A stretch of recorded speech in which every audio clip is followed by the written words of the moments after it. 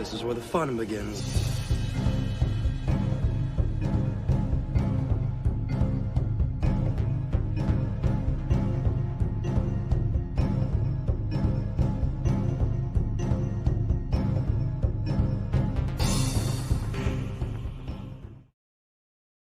I'm telling you, this finale, it's unbelievable how tepid contemporary art seems compared to the passionate quality of this finale. So you have this like huge, like it's like romantic nature painting, apocalyptic landscape of the lava. Lucas cross-cuts the destruction of the Senate chamber, and you have the destruction of industry going on.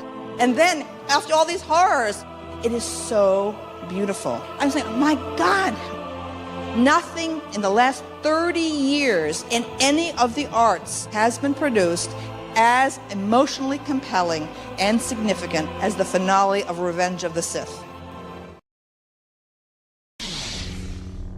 Are you sure? So be it.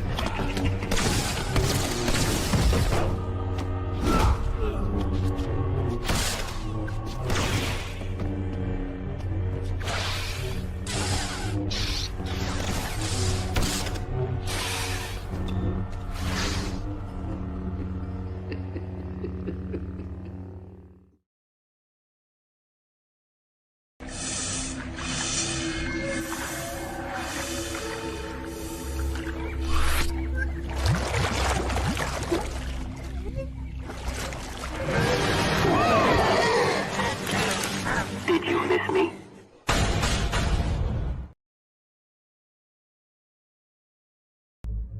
CAF. Lots of it. For me and for the Ready Room.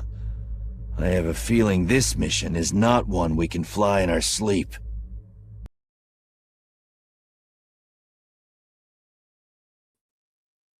Good morning, everyone, from where I live at on the West Coast. Yes, it's morning, as you guys all know. Those who are tuning in that are brand new to the channel, hello.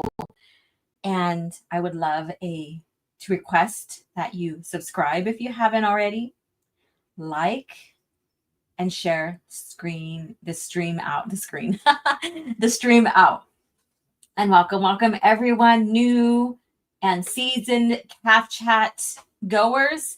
You know what today is about. Today is about sitting and talking about Star Wars, having fun, and having this as a bit of escapism from the political climate and everything that's going on today in the world. And so I hope you're tuning in just to have a little fun here, talk about Star Wars, laugh, have all of this fun here together. And most of all, you know, just keep George Lucas' era of Star Wars front and center. That's what this is all about, right? And of course, as a title, it's CAF. If those who don't know what CAF means, if you're brand new to Star Wars or the expanded universe or actually the overall lore continuity, CAF is basically coffee. It's just a word for coffee in Star Wars. So what's in your mug? What are you enjoying today? What do you have with you as we sit here and to get ready to conversate or have a conversation of Star Wars, George Lucas era Star Wars? I wouldn't say heavy schedule, but we got a lot to talk about. And I am thinking about adding another little segue, another little weekly topic to the stream here. I don't need anything else here, right? Because we do have a lot going on here. We have Lucas Facts, we have Book of the Week, we have Lore Talk, and we also have Cringe Factor, and even Star Wars news when it is applicable, I guess you could say, when something comes out that is important to talk about, right? So I'm thinking of doing a new, and this might not be all the time, but a new bit of topic, adding another topic. And I want to call it something like Inside to the Past or something like that. And what that means is that I want to go ahead. I have some digital copies of the Insider and even the, let me see here, even the Star Wars Galaxy magazine that Insider came from, the fan club magazine, basically, that Insider has evolved from, I guess you can say. And I would love to maybe have a chance of going over maybe an article, the book, or something like that within the one of the insiders. So we'll see. I am going to actually do that today. Yes, we are going to go over an article regarding a certain game, and I'll announce what that is here pretty soon. But in the meantime, how are you guys doing? How are you guys doing? I'm happy to be here with you guys always. And yeah, I haven't put out any type of videos, like pre-recorded videos content for you guys in a while. So I apologize for that. My life has basically turned a new chapter, and I'm enjoying the new stages of life with my family and my growing family, I guess you could say. So I've been kind of occupied. And it's a good kind of occupation. It's a good kind of thing, So, but it's always good to be here with you guys here. I'm not going to quit this channel ever. It just slows down. Then it picks back up, and then it slows down. It's the ebb and flow of the OG Star Wars channel. So let me see who is in the chat. All right. And there's other things I'm going to talk to you guys about. Another announcement too. So let you guys know exactly where I'm at with other channels and stuff like that. So we have Jordan Star Wars. Force choke the like button and share the stream out. Yes, thank you so much for, reminding people to do that. It is very important for our channels, no matter what type of channels we are. Mine is specifically George Lucas Era Star Wars channel, I guess you could say. And I hardly go into anything when it regards to, other pop culture, or unless it's relevant and we need to talk about that when it comes to state of Star Wars and what's going on in the greater picture. And then political stuff, I really don't get into that unless necessary. And so my channel basically is the niche, the foundation, all of that George Lucas Era of Star Wars. And I do need to bring back Talking to You. It hasn't gone away. I didn't cancel it. I just have not scheduled anybody in for interviews. And we are long overdue for interviews, right? I really want to, like, no matter where you're at, like who you are, I would love to get an interview regarding what brought you to the EU, what brought you to Star Wars, but most of all, what brought you to the EU, and who is your favorite character, all of that. And if you haven't seen any of the interviews have their own playlist here on the channel.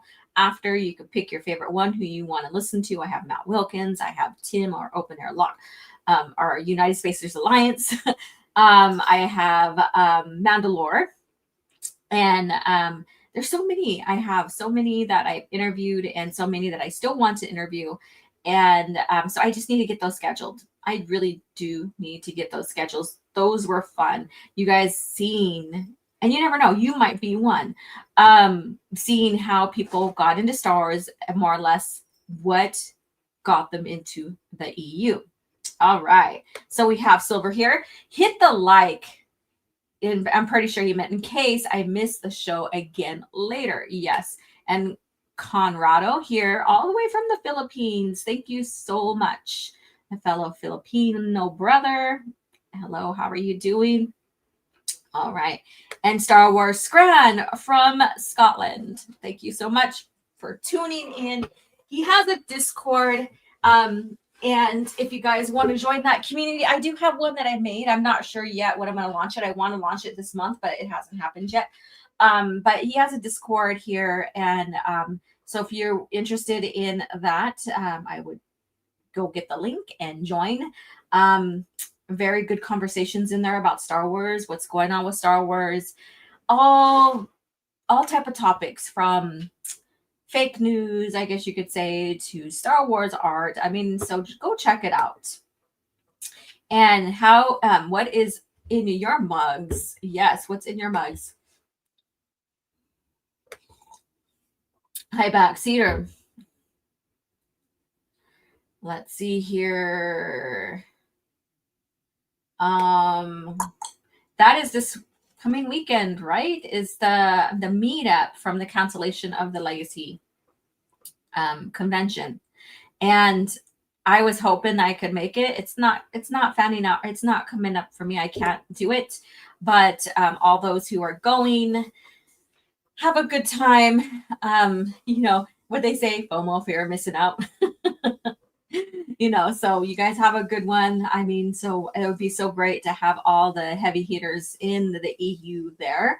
I'll be missing it. So you'll be missing your girl OG Star Wars. I won't be there, but it's going to be fun nonetheless to have everybody meet up and, you know, enjoy each other and Star Wars and have a good time. Yes. Let's see here. The topic is Star Wars. Yes, it is. You see here.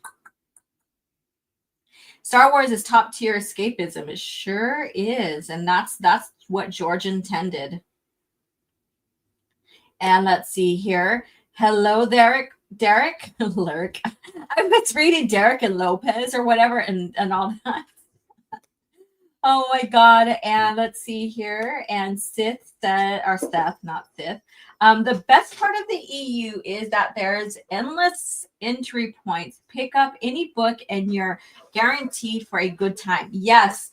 And I know everybody like from, I don't know if Pierce Justin has done that on his previous channel that got taken down. But if he did an entry point, like recommended entry points of Star Wars, I know Tim did it. I think Matt may have. I'm not sure. I was thinking about doing mine, but the thing is like we all have, and I think maybe it'd be good for me to do it. So I kind of switched my thoughts real quick, my train of thoughts. But I think that if I did mine, where to begin in the EU, I think mine would be different than the others because we all have, different tastes, likes, what have you, and experiences with it. And I think that would be fun to do. And of course, we have Soul Assassin as well. Hello, Soul Assassin. How are you doing?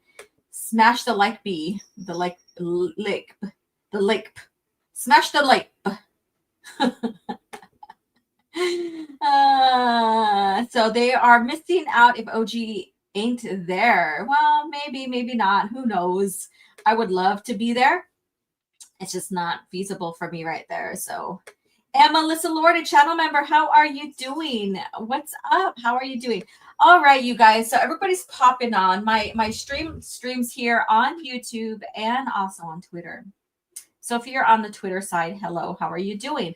If you want to get into the conversation in the chat, feel free to come over on this side here, the YouTube, and let's have a conversation, right? Let's chat about Star Wars. So what's on the agenda today? Well, we have Lucas Fact, we have Book of the Week.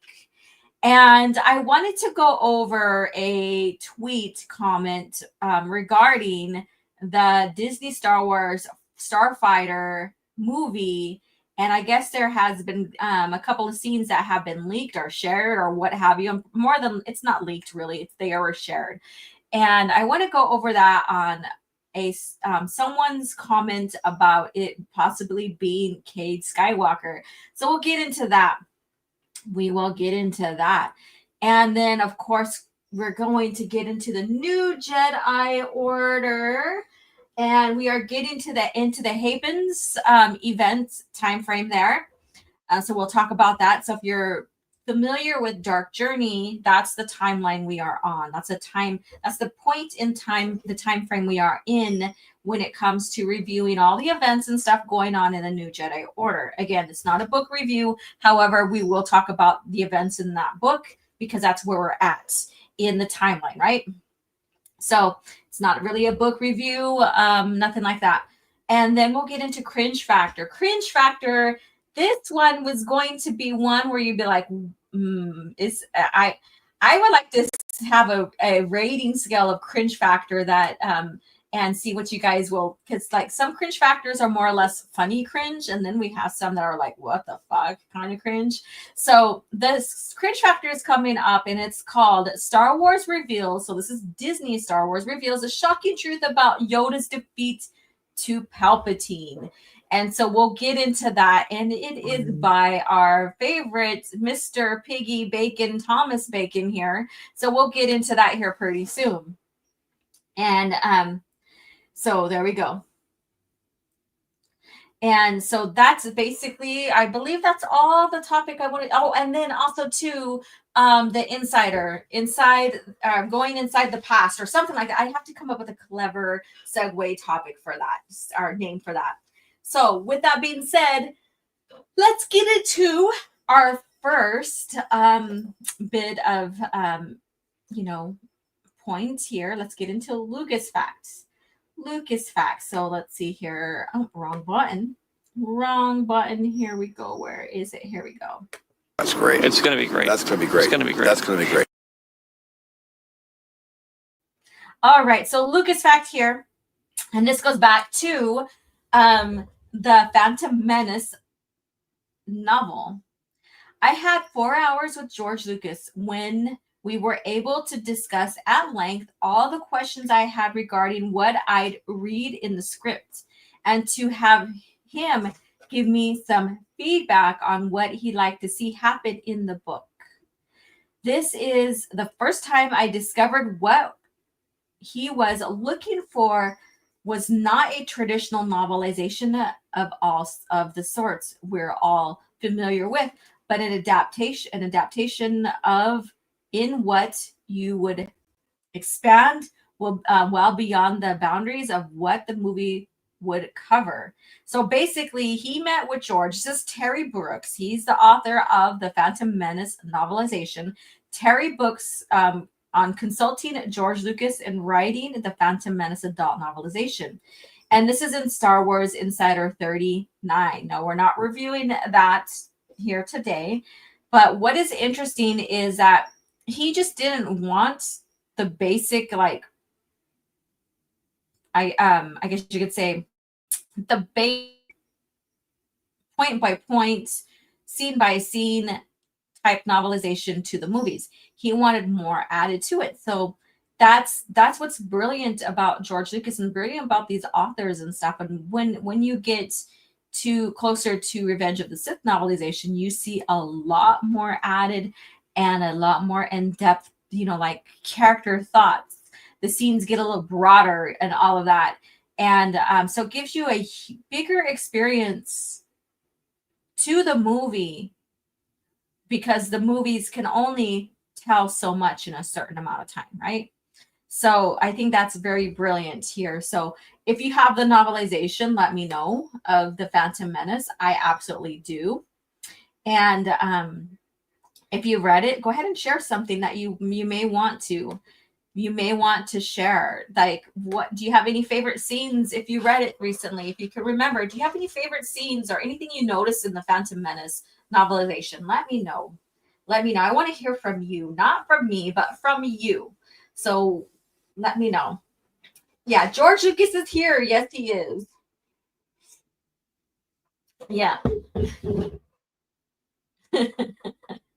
You guys are so funny. So if you guys can share, if not, then you go ahead, then that's fine. That's fine. Because sometimes, when you talk about novels, no matter if they're movie novel or not, sometimes we haven't read them in a while. And so we're like, I vaguely recall. I need to revisit. Oh, excuse me. Over here, the weather, we're cloudy. I woke up to it being cloudy. I don't think it's rained yet, but we are very cloudy right now. So it's one of those very cozy, cloudy days. So I'm sitting over here with my cup of CAF and enjoying you guys' company here. Yeah, I'm feeling that in my reread of Shadows of the Empire. Yeah, when you reread stuff, you're like, you will discover something that maybe you overlooked or didn't think or put too much thought in it when you first read it, because it was so brand new to you. You were so engulfed just in the general learning of the scenes, what's going on, and all this other stuff. And even this is like my third reread of the New Jedi Order, and I'm still discovering some things that I maybe overlooked or didn't think about until now. So yeah. So even with this novelization, if you haven't reread it yet and it's been a while, you might vaguely remember some stuff. Conrado says the lead of the Starfighter is most likely an original character. We'll go over that here pretty soon. So I just wanted to get through these bit of segues here, these bit of topics that we have. All right. So there is your book, not book of the week. There's your Lucas facts right there. I think it's very interesting that, not only has George met with authors regarding the movie novelizations, but he also has been involved with like creating series. Like, of course, the New Jedi Order, he had a lot to say about that. And I think it's very, very interesting for us to look back and see how much he cared about the direction that Star Wars was being taken outside the movies, because it influenced the movies. It influenced how people viewed the movies, right? Because it expands from. And I can't read. I can't read. Well, then you can listen to it. Oh my God. Do I have a smart ass clip for this? I need a smart ass clip for this, something like that. Do I? No, I don't. Damn it. All I have is this. You rebel scum. I wouldn't even say that's a smart ass clip. It is such a quiet thing to fall. Oh, that's right. And then we have that, but I will play that later. You guys are like, how dare you stop that clip, all you Old Republic fans. Oh my God. Yeah. So there we go. Oh, there we go. I think that because I pushed it, I will just play it all the way through. It's only 9 seconds. It is such a quiet thing to fall, but far more terrible is to admit it. And there you go. All right. Okay. So let's get to our next segue here. So, book of the week.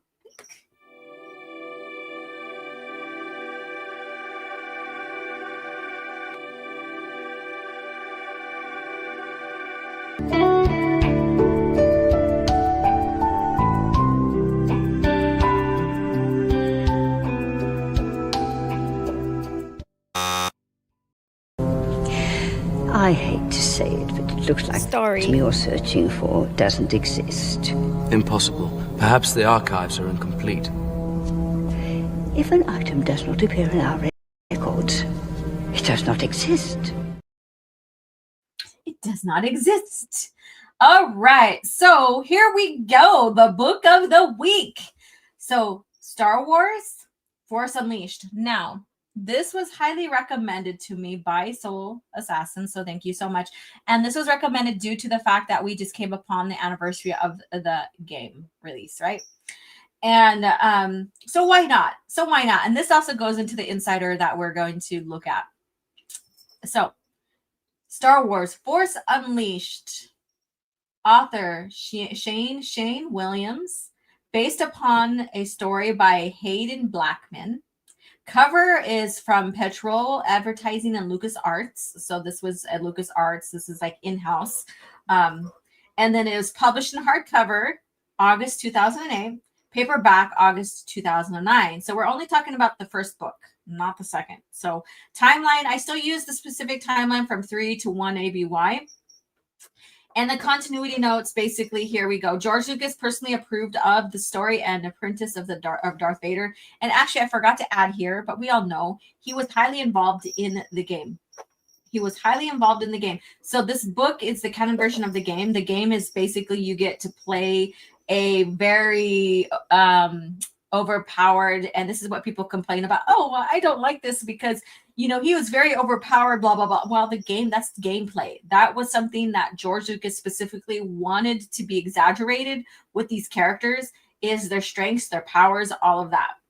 And for the game, so that those who are in playing the game has a greater experience with them and can, push boundaries and stuff like that. The novel, the characters, especially Starkiller, not there. It's not the same. He doesn't have those abilities, as strong abilities and stuff like that. So it's like, and I see this with Couture or with Revan.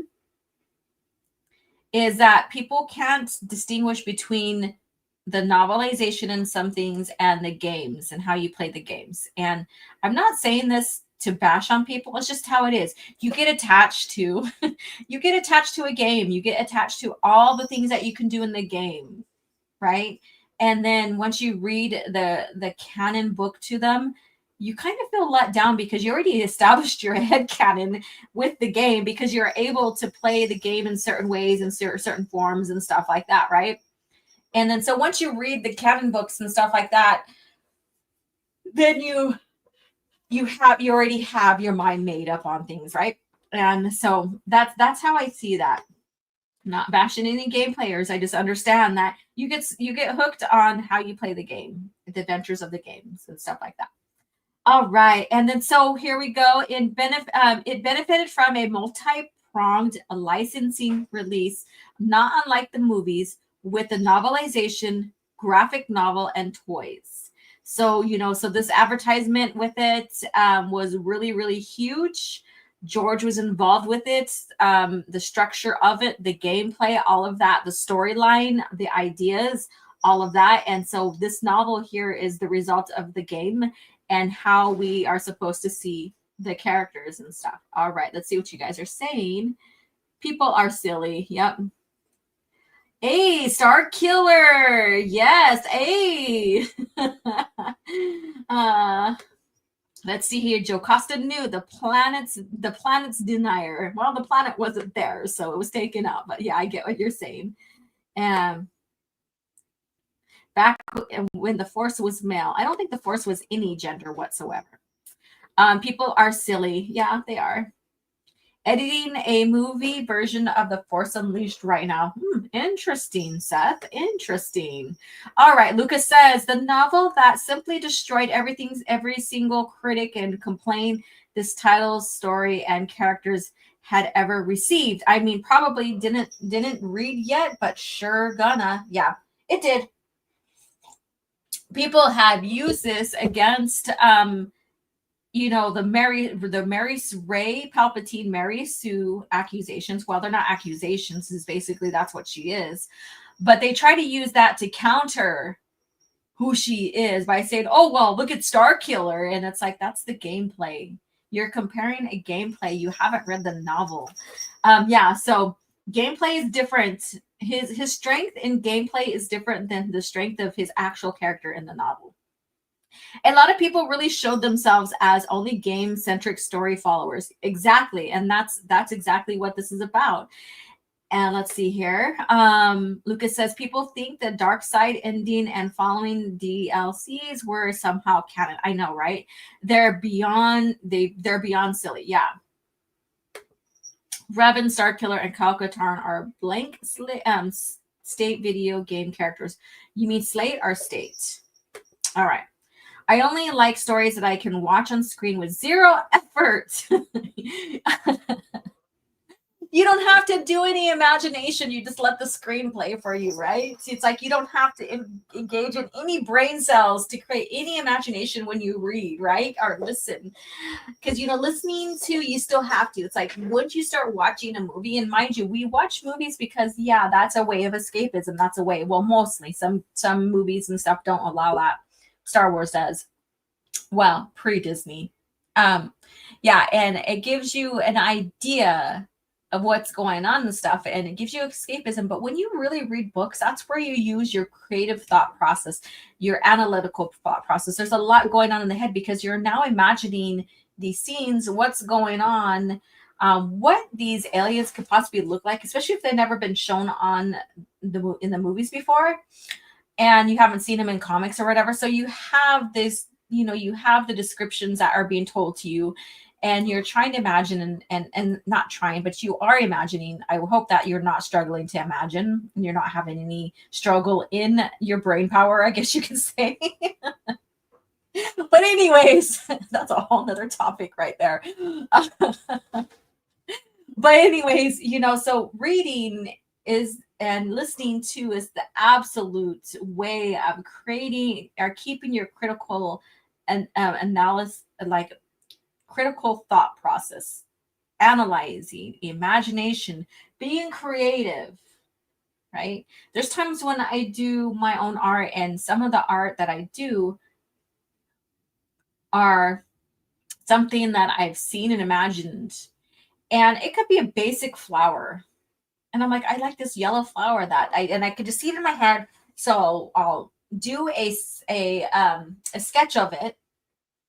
And then I'm like, I'm going to paint this now. I seen it yellow, so I'm going to do yellow. And then from there, so I get the idea, I put it down on a sketch, and then I paint it. So, you have, and that's where, like, just imagine Ralph McQuarrie and George telling him, this is what I imagine Star Wars to look like. And so the creative thought process of Ralph McQuarrie just translates on his canvas. That's brilliant. That right there. We don't have that anymore. And now we're getting into society where we have, computer generated AI stuff where, I'm sorry, I prefer AI is good for creating ideas. But that too takes away the critical creative thought process as well that you would see from masters like Ralph McQuarrie, since we're talking about him, and he's basically the one that helped create the visualizations of Star Wars for George.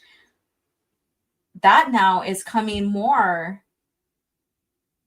less prominent, extinct, what have you, because it's easier. And when you look at the Essential Legends covers, a lot of them are basically AI digital computer generated covers.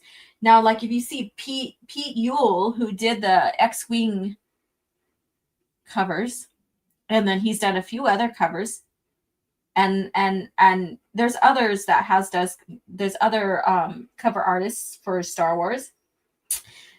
They've painted the covers. It is just so amazing, like what the mind can come up with. And it kind of breaks my heart that, like, even in like the creative process now is being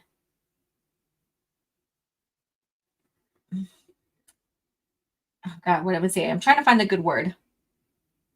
The creative process intelligence is now being shortened by an AI generated type system in a way. Again, it's great for ideas, but the human brain power for creativity is phenomenal. All right. Anyways, I can go down there, but we're not going to. We need to carry on. Derek Lopez. I read the Force Unleashed novel, and Starkiller was more toned down than he was in the game. Also, he kills Shakti by stabbing her with his red lightsaber instead of unleashing the Force lightning on the Sarlacc. See here. And it's just a video game in general. You wouldn't survive a real war if you fought like that. You play in Call of Duty. Well, yeah. And then, of course, the people in Call of Duty don't have the Force, and all that. So that's, so there's that. And then Seth says, so I call Derek Dark, and then I call Seth Sith. I'm like renaming you guys here. It's like you guys are all turning into Star Wars characters for me here. All right, Seth says his strength in gameplay is supposed to be the campfire storytelling, like take liberties with how the game is played, not with the narrative. Correct. And no story center video game.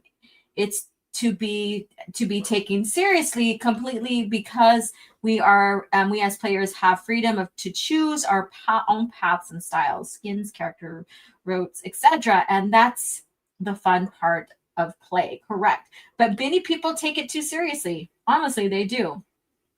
What's with all the ads? Damn it, I have no idea. This is like the first time like one of you guys said this in a long time. I have no idea. Like the Delphinians and Darth Troopers, yeah. All right, you guys. I went on a little rant, but we got to get in further in here to what we're going to talk about. Every story-centered video game should have a novelization deepening the story. Yes, I agree. All right, let's see here. Let me go ahead and take this off the screen. So with that being said, I want to share this. Well, not real quick, but because we're coming upon the game, we already passed like a couple of days ago. The game anniversary. I don't pay attention to a lot of books and games anniversaries, and I should do that and bring them on to CAF chat just to celebrate their their induction, I guess you could say, or their birth or their inception. There you go, to Star Wars. But maybe that'll be another thing that I try to focus on. There's a lot. There's like this show. I try to make it as effective as I can be in celebrating George Lucas' era of Star Wars, and that's including the movies, the novels, the comics, the games, all of that, right? And there's just so much to talk about, discuss, cover, all of that, and then also the news and the state of Star Wars, cringe factor, all of that. And so, and I know this CAF chat is ever evolving. Like if you were here from day one, it was about me ranting about the direction they took Luke Skywalker, basically, and being upset about that. And yes, rightfully so. And that was the birth of CAF chat. And over time, it evolved into reviewing comics with Stieg and stuff like that. But it was always about George Lucas' era of Star Wars. That has always been the foundation here. Always, always. All right, let me go ahead and pull this up. Let's see here. And then maybe I will have another show and have a panel. There's a lot of things I'm thinking about. Let's see here. Oh, I don't have it up. Let's see here. Oh, yes, I do. There it is. All right. Hopefully you guys see this. Let's see here. Let me go back to the screen. There we go. Let's make this bigger. Now I'm just going to read a little bit of this. These copies I have are the text is kind of blurred, so they're not quality copies. Not quality. They weren't put digitally, or the quality as a digital version lacks, basically. There's no quality, and so I have to go ahead and like zoom in a little bit to fully read. But this is the creation of the Force Unleashed. And Nerdmigos, how are you doing? I see you. All right, let me see. Let's see. It's in a different window here. All right. You're hired to be Darth Vader's secret apprentice. So basically, this is like I said, the beginning of Force Unleashed, right? Star Wars Insider meets LucasArts project lead Hayden Blackman and secret apprentice actor Sam Witwer to get the lowdown on the next chapter of the Star Wars saga, The Force Unleashed. And what I'll do is I'll go ahead and share this whole article here in YouTube posts. So basically, this is the inception here. Let me see here. I didn't really point out what I wanted to read or go through here what I wanted to read. I was just looking for this. We really want to legitimize The Force Unleashed and make it the next chapter in the Star Wars saga. You can't do that unless you get George involved. And so Hayden Blackman here. Star Wars Insider, The Force Unleashed combines actors and artificial world of computer games to greater extent than LucasArts ever done before, Hayden Blackman says. So this is basically the interview. So I'm not going to cover all of this here. I just wanted to give you guys a huge glimpse a glimpse into the inception, the creation of, and the ideas of the game here. And who, of course, we already know who was recruited as the model for the character, all of that. And then so it says the secret apprentice is this incredible warrior, but get him around a girl and he just turns into a 12-year-old kid. Wow, that sounds weird. That's kind of weird. That's a weird comment, but anyways. And then George said that Star Wars is a mix of action, drama, and comedy. We wanted to get the comedy in there in the dialogue between Juno and the apprentice. So there we go. And then again, Sam says here, I was extremely pleased when I got material that was mentally interesting, fun, and challenging. And then let's see here. Any more quotes here? Yeah.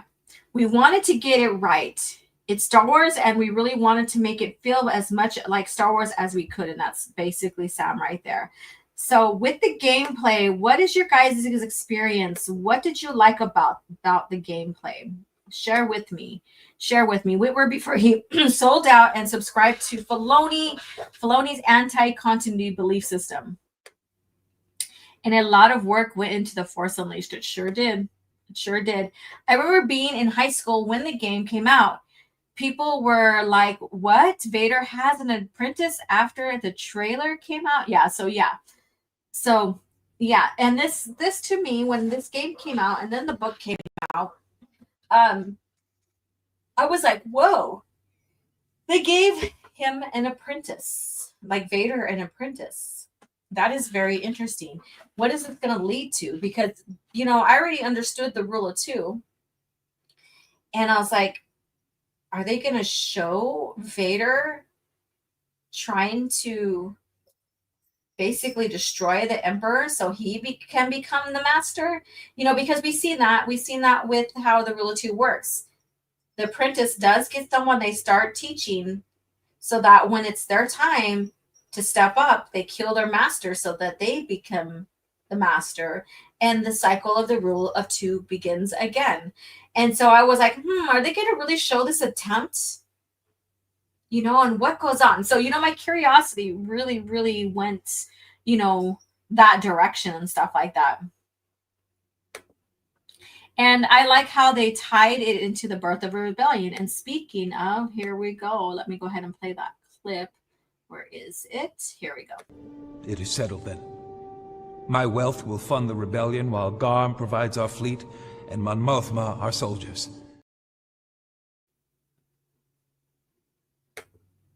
And there you go. So that's not the whole bit of the conversation about the birth of the rebellion. So that basically was their setup for. They were already planning on this, but they didn't know when exactly, because we've seen this within the novelization of Revenge of the Sith, all of that. And, but this is basically putting everything into motion. Nice here. Not a fan of Whitwer's mall voice. Let's see here. And I'm old. Sorry. The old Force Unleashed gameplay wise is what Jaffe's God of War should have been. Interesting. I remember the game got delayed and playing Starkiller and Soul Calibur 4. And The Force Unleashed is a really fun game to play with a solid story and a solid character. Darth Vader's apprentice is neat concept to explore. Yes, like I said, my curiosity was, I didn't play the game, but when watching this development and stuff like that, my curiosity was, there about like, oh, where are they taking this event with the rule of two, blah, blah, blah, blah, kind of deal. So that was very interesting to see play out and stuff. All right, let's see here. And we need a Curry-centered game in the Force Unleashed style too, and with all of Vader's other apprentices. Really? You want us? Well, yeah, that's another topic here. All right, so going on to the next topic, and then we'll get into lore talk, and then we'll get into cringe factor. So we need to stay on schedule here. I try to stay within our under 2 hours. But as we move on to the next topic, or the next thing we're going to talk about, I just want to let you know that tonight, we had a couple channels. They switched around their live streams. So last night, we know that Raging Rhino switched from Thursdays to Wednesdays because of his work schedules. And I missed last night.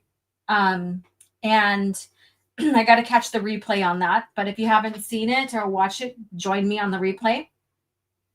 And then tonight is the United Spacers Alliance, the spacing. And I believe it's scheduled at 7:30 Pacific Standard Time, my time. And I'm just going to let you guys know, if you guys have been wondering why you haven't seen me on there, Tim decided to make the panel smaller or for time effective wise. And he, so respect that. So I'm no longer a part of the panel. However, I'm still a mod and I'm still in support of that. So you'll have him, Blake, and Greg going over topics. And he said that he wants to start stepping away from Star Wars stuff, Star Wars talk on, I believe, just for that live stream, the spacing. So go check it out. I'll be there in the chat. If I'm not busy tonight, I'll probably go do my workout. I'm thinking either after the show I'll get the workout done or tonight. And possibly be there modding and listening to what is going to be talked about regarding the current state of events in our lives today, in the greater public world and stuff like that. And so join us there. All right. So subs to United Spacers Alliance. Yes. And he also has a video out. And it's, of course, like I said, the live stream, he's stepping away from Star Wars. However, his channel is not. So there's a difference. He has a new video out, and it's the beginning of talking about how did the expanded universe name come about. So go check out that video, press the like button, and leave a comment. Let him know I sent you. I hear a cat collar. Yes. Have two cats that have bells on their collars, and they're running around like crazy right now. And Toby's joining them on this little chase. So as we're here in CAF chat and I'm talking to you guys, I'm also watching them running from the art studio where I record at here into the kitchen and into the living room. Just a lot of shenanigans going on this morning. And I don't like the decision, but it's his channel. Yeah. And it's his channel, and it's his decision, and I respect that. He needs to do what he needs to do for his channel, I guess.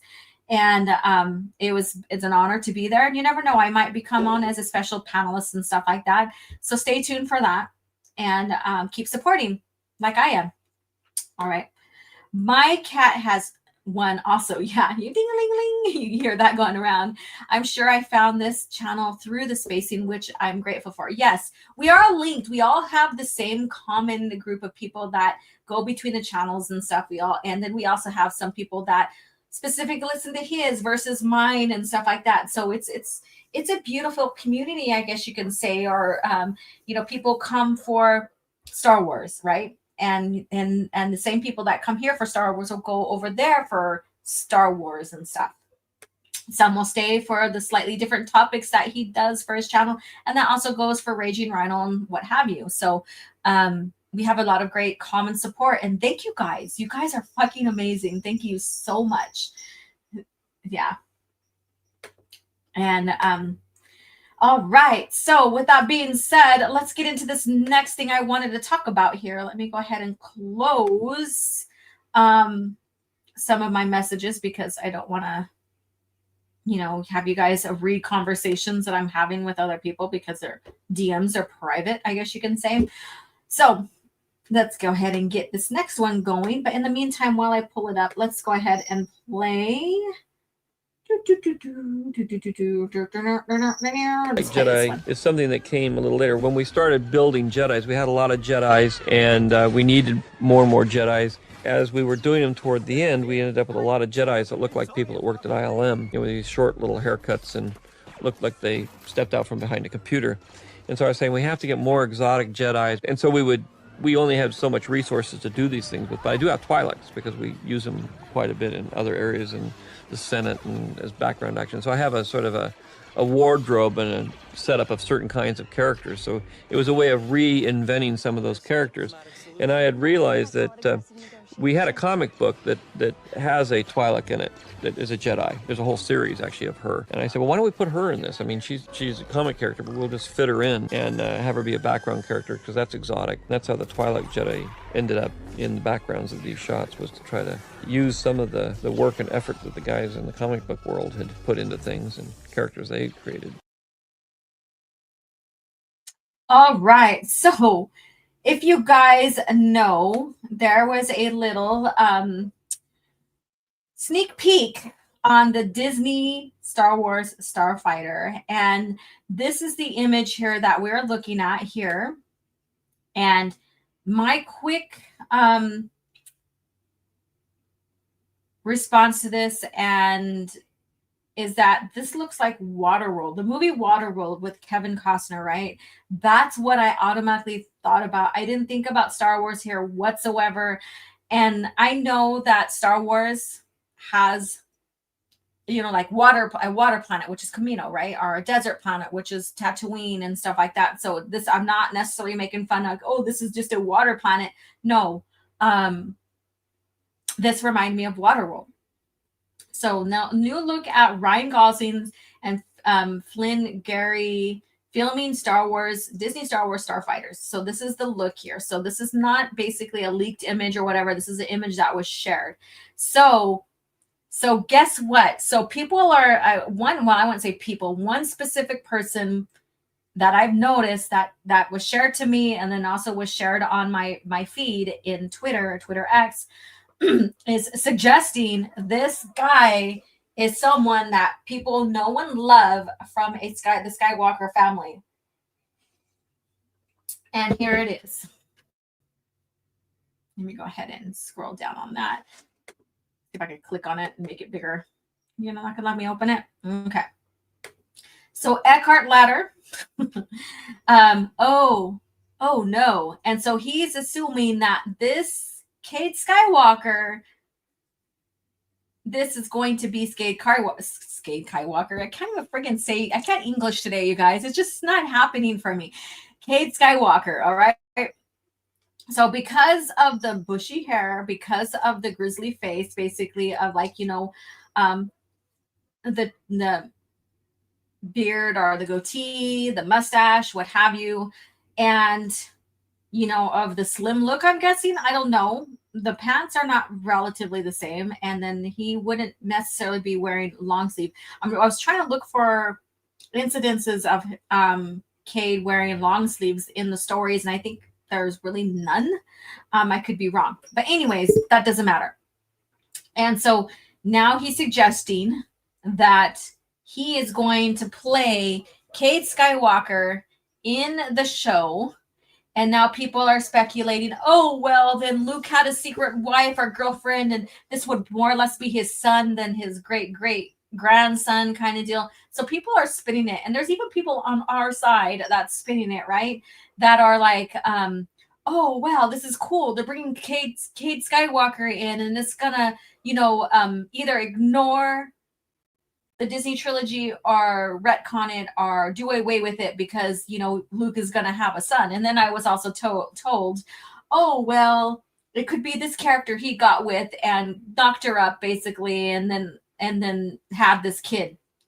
And I'm like, well, if that happened, it's just showing that Luke Skywalker in Disney Star Wars is still irresponsible for getting a woman pregnant and disregarding her and what have you. And then later on, then he is taking this irresponsibility into another level by abandoning the galaxy. Not only abandoning a kid, now abandoning the galaxy. But then again, they're celebrating the fact that they hated that Disney destroyed Luke's character, but they're loving the fact that they would bring in a Skywalker character to correct his arc, I guess you can say, by bastardizing the character they're bringing in, because he doesn't exist in the timeline where this timeline is supposed to be, this time frame, but he doesn't exist in Disney Star Wars anyways. So it's like, this is a hypocrisy I see all the fucking time. Like with the people wanting Mara Jade. Well, if Mara Jade is brought back, then, you know, that means that they can retcon or destroy or throw away the Disney trilogy. and correct Luke Skywalker. But then again, they're going to bastardize her character to correct his character. The hypocrisy is fucking crazy. It is crazy because they want Luke to be corrected, or these movie characters to be corrected, right? These legacy characters to be corrected. But then they're willing to sacrifice and have another character bastardized for that correction, that course correction, right? It's the hypocrisy. It's like you want it one way. You didn't like it the way it went. You want it corrected, but you don't, and you hated the fact that they destroy these characters, but then you don't mind them destroying characters to correct this character. Doesn't fucking make sense whatsoever. It's like you're defending Star Wars, right? But then again, you don't care if bits and pieces of Star Wars is ruined as long as it corrects what you think needs to be corrected. I don't know. It's fucking crazy. These mental gymnastic that's going on here. This is Dave Wolfaloni saving the franchise. Guys, this is for real, for the fans, yeah. Maximum creative freedom. Who would make a good Cade? Show the basic level fans they are OG. They don't know that Cade is totally from a different from Luke. He is the total opposite. Like, you have to look at the character, like, not the character, but the evolution of between the generations. You have Anakin Skywalker, right? And he's this kid that had his heart on his sleeve, but also had these attachments and fears and couldn't handle the special gifts that he was born with and stuff like that. And he was manipulated, all this, and he was brewed and what have you, and turned into Darth Vader because of manipulations and all the stuff that's gone on with him. And then you have Luke, who's born in from the circumstances that his father created, and he wears his heart on his sleeves, but but I wouldn't say it's pure, because I don't think that any character is pure, whatever. But because of that, looking into people and seeing their true colors, basically Anakin's good, helped redeem him and stuff. So you have that quality of Luke Skywalker, that hope, right? And then you get into Ben Skywalker, who is a combination between his mom and his dad. He's got his heart on his sleeves, but he's still snarky. He still has that bit of attitude that he inherited from his mom and stuff like that. And then you have a generation or two until you get to Cade. And Cade is this total roughneck kind of character that I see more of a Mara Jade and Anakin influence than any of Luke, right? And so you see these different characters that have glimpses of their ancestors. This character, Cade, that has glimpses of his ancestors and how he is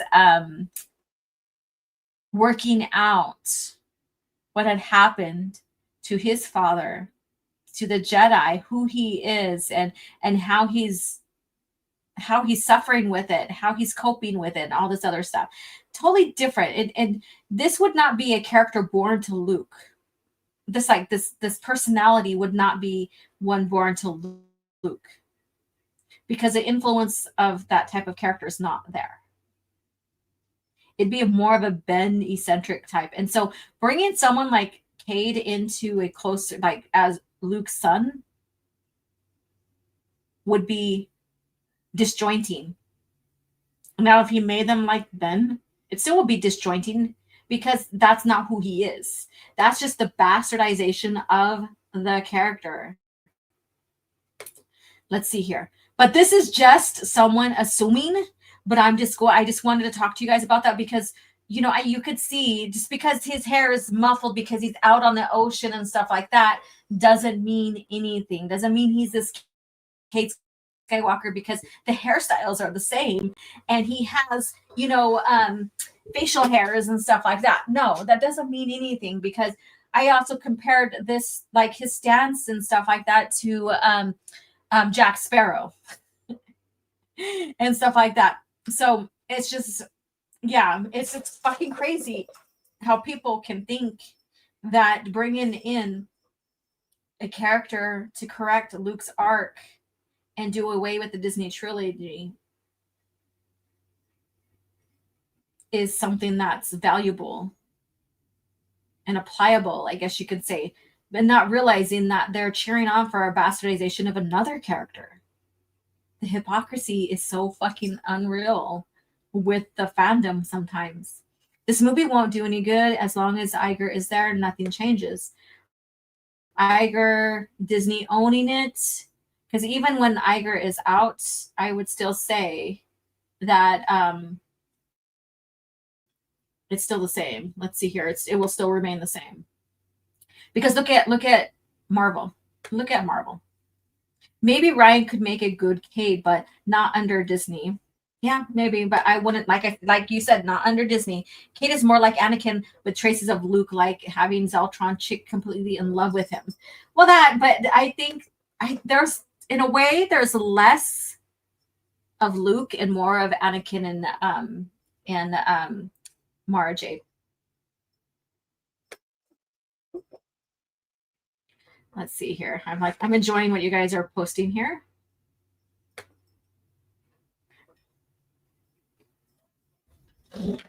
I have that's a topic we're gonna have to talk about, because I don't think that I don't think there's no redeeming of her character and her becoming a Skywalker. Let's see here. All right. So with that being said, I just thought I'd share this with you guys just to show like what assumptions are being played out and stuff like that. And the hypocrisy, stop the screen sharing. All right, with that being said, let's finally get into our lore talk, and then cringe factor. We'll end with cringe factor. So we're on the top of the hour, just a little over the hour in. And just keep an eye on the stuff. You know, people are gonna really think that the Starfighter is gonna save Star Wars again. But how many times has this narrative been said time and time again? How many times has a show been deemed to save Star Wars? And yet it's still in the same state it is, right? You guys want to throw some numbers out? Feel free to do that. We are getting ready to get into our lore talk. So let's go ahead and play this clip. Someone asked me to give the best reason why someone should read the expanded universe. After giving it a lot of thought, here's what I have to say. The expanded universe respects the reader. In the expanded universe, Luke Skywalker's optimism continues where it left off in Return of the Jedi. He's fulfilled hope to the galaxy, just like Obi-Wan said he would, not like the Disney movies where he gave up on the Jedi or even the whole galaxy for that matter. The character you see in those movies is not Luke. Luke isn't a quitter. He's not a pessimist. He's a leader. He's inspirational. And he's always there for his friends in times of need. Another character is Han Solo. He's introduced to us in A New Hope as a loner, a man who cares only for himself and nobody else. But by the end of Return of the Jedi, that all turns around when he finally finds friends he can trust and a true love to spend the rest of his life with. And that's exactly what he does in the expanded universe. Han is a devoted husband and father to Leia and their kids. He loves his family above all else. In the new movies, Han turns out to be a selfish deadbeat dad who ran out on his family when things get tough. It's a complete 180 from the character that we saw from Return of the Jedi. Now, another thing the EU does is it rewards its readers. Attention to detail when it comes to continuity has never been done at such a level as when it was performed by the expanded universe. Avid readers will constantly be rewarded for their diligence as comics, novels, video games, and even children's books share connections throughout the entire series. making it almost a flawless, continuous story. And though it has its minor flaws, it's still the best overall story and continuity out there, period. That's what the EU does. It respects and rewards its readers. And that's the best reason you should give it a try. Long live the expanded universe. Long live the expanded universe. And with that being said, we're going to get into the lore talk now. Finally. Finally. Yep. And so let me go ahead and readjust things and stuff because I do have some notes here that I want to go over. So we are in the Dark Journey time frame of the New Jedi Order. And again, I remind you, this is not a book review, but going through the events of this bit of time frame that we're in, right? And if you've read Dark Journey, you know this is basically a Jaina Solo eccentric type novel. It's like her solo novel, kind of deal. But it's still part of the greater, it's not a standalone, basically. It's like a standalone, but it's not because it's still part of the greater story, what's going on during this whole Yuuzhan Vong invasion and war time frame. Jaina Solo novel, yeah. Dark Journey, yeah. And so she basically witnessed the death of her brother, possible, she thinks, death of her twin brother, the failings of the basically their mission crew. And I wouldn't say just because, yeah, it's failings in a sense because of so many deaths and the chaos that happened behind it. They did kill the Boxen Queen. So that was the mission that basically was the success. But there was a lot of fatalities. There was a lot of that happened for that to happen. There was a lot of death and chaos and stuff like that for that to happen.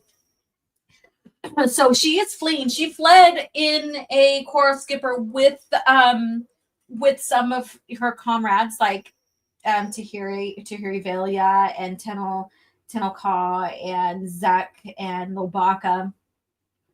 And their mission, they basically were being pursued by the Vong, and they got their coordinates to jump to Coruscant, and they met Coruscant within the destruction and the battle of and defeat of Coruscant, basically. One thing that they witnessed, which was very interesting, and I didn't share this on Twitter, and I should have, and I'll go ahead and take it and share it on Twitter after this, is that they witnessed the total complete blackout of Coruscant, which has never been seen before. Blackout meaning, the Coruscant basically is the jewel planet, right? It's a never-ending, like mostly never-ending cityscape type planet, and there's always lights. So when you're going into Coruscant and coming in from the night side or the night side of the planet, you see nothing but lights. It's like a jewel. And so basically they witnessed the total dark blackout of Coruscant, and the Vong basically now taking control of the planet, but there are still people still fighting for it. And that would be like the Rogue Squadron and even Han in the Falcon and stuff. So they get there, and she's like, if I maneuver certain tactical ways, Rogue and my father will know it's me.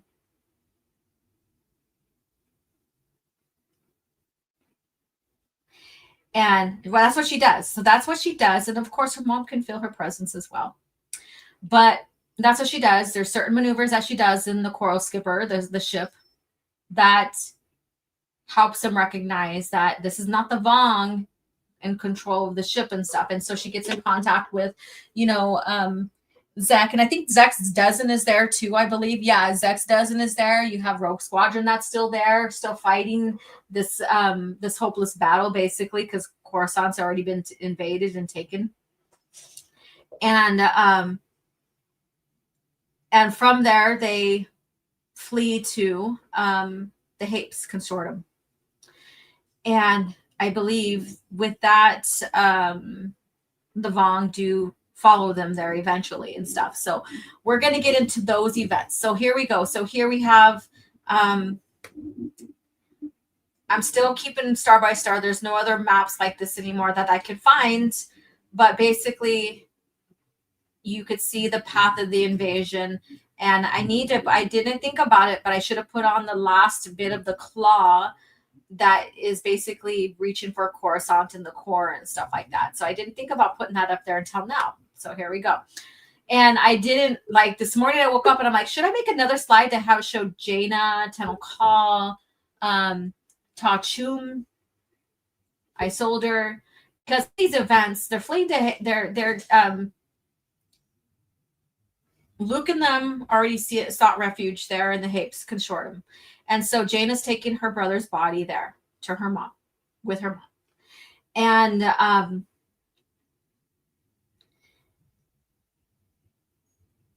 And there's a lot going on with the events there within the royalty, like who should be the next mother and or the next queen. And Ta Chum is looking at Jaina. Let's see here. Jag, now it's my turn. Thank the authors for finally remember that I'm still here. Laugh out loud. Yeah. And despite what the Chiss say and think, he does take his fleet there to help out with the events and stuff going on at Hapes. She knows some maneuvers. Yes. Those crawler TIE fighters are so cool. Yes. Yeah. So with that being said, yeah, so here we go. And on top of that, when she's still in command of the ship, the Vong vessel, the Vong vessel's named after, I believe it's Yoon Harla. And that's the twin, one of the twins, that's the trickster twin, out of the twins. So we're getting more into the mythology here, which basically is what Star Wars is made from, is mythology and stuff like that, right? And so because of her maneuvers of the ship and how she is carrying on and stuff like that, the Vong start to really see her as Yoon Harla, the trickster, part of the twin. And in the twin mythology for the Vong, one is the trickster, and I forgot the other one. I should have grabbed the source book so I can have that in front of me.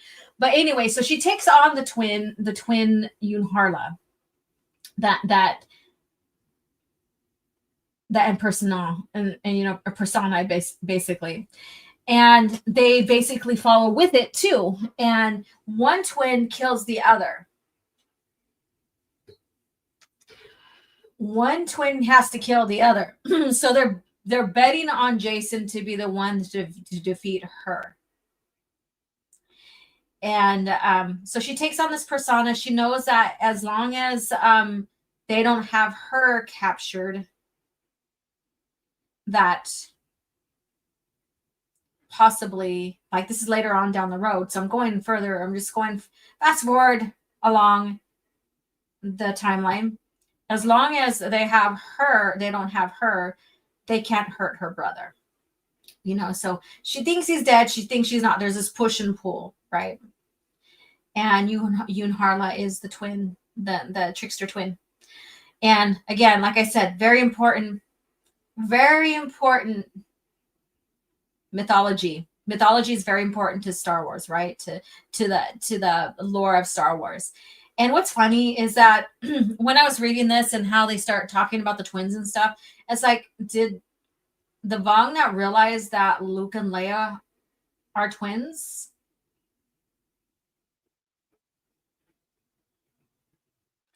And I was like, is this a writer's mistake or just because, or what? So that's something I've always questioned with this bit here, is that they focus on the twins, the Skywalker twins, the Solo twins. But then they forget. They don't realize that Luke and Leia are twins. But then again, later on, they do realize that when they realize that twins in Vong culture are not common. But twins in the human culture, basically, the human race are common. So we're just talking about the human race. We're not talking about, like, in general, the other species and stuff like that. The Yuuzhan Vong, damn, how many twins those guys have. Yeah, and if you look at the philosophy and the mythology of the twins for the Vong, then in a way it could have been played like this, that the Skywalker family are gifted, are chosen to have twins, which makes them very special and a force to be reckoned with. Now, if they went that way, that would have been very interesting that they did. However, as we get more into Jaina's story arc for under Yoon Harla, it gets very interesting because it gets Wraith Squadron involved. And you know, when Wraith Squadron's involved, there is fun adventure. Because Wraith, you know, the rogues are the elite pilots. We have Wraith that are still elite, but they are also like spies. And they go undercover. There's a lot of things that they do, right? And they're unconventional, very unconventional. So if you read the X-Wing series, you would know more about how the Wraith Squadron was created and why. But they're very unconventional. So when you get them involved, this is where the fun begins, right? This is where the fun begins. And so when we get further into the storyline here, the events and stuff like that, we will, and Jaina as Yoon Harla in these events, we will get more into Wraith and stuff like that. You know, and Wraith is, you know, here with them, here, Rogue Squadron Wraith, you know, whoever the survivors are, right? Whoever the survivors are, because like I said, Coruscant was defeated, taken down. Refuge is being taken in the Hapes Consortium. And Jaina is now taking on the persona of Yoon Harla. So this is kind of the inception of that. And it's very important to these events because there's a lot of things that she does. And this also shares how she grows as a squadron leader. And I think it's very, very important because, you know, female characters are not meant to be just written as good as everything. In anything, in everything, right? And so you even see her kind of failing as a squadron leader as we go on in the timeline of the New Jedi Order. And I think it's very important to point that out because just because she's an excellent pilot and all this other stuff doesn't mean that she takes to the leadership role very well, right? And in the tactical portion, what ensues with the tactics and stuff like that. So with that being said, we're in the Hapes Consortium now and the events here. And Ta Chum and many of you guys who follow the historical events of the Hapes Consortium and Dathomir will know about Ta Chum and Tiniel Joe. And that story, that push and pull, especially with Ta Chum, she is such a fucking bitch. It's like, no, I don't hate her like I do Vicky Shesh and stuff like that. But man, she's a fucking bitch. She is a bitch. And she is looking for someone to take her place, or actually her daughter's place, her daughter-in-law's place as Queen Mother. And I love how Fran's laughing. I love how that, yeah. Jaina was barely 19 at this time, correct. You know, your favorite book is the Courtship of Princess Leia. So as you go along in these timelines and stuff like that, you're going to learn more about this woman, and you're going to be very happy on the events that lead up to Darkness Trilogy and Jason countering her. All right, speaking of Hapes, become a channel member and become part of the book club. Yes. Okay, Tachum versus Vicky Shesh. Bitches Nash. Oh my goodness. All right. All right. Let me take a drink here. I am looking at the wrong notes. There we go. So they have the funeral. We already covered the funeral. The funeral was to happen for the memorial services and stuff was happen for Anakin Solo, and that, you know, something that this book, it's not as heavy as Star by Star, but you still have that. You still have that heaviness because we're now in the aftermath of it, right? We're now in the aftermath of those events.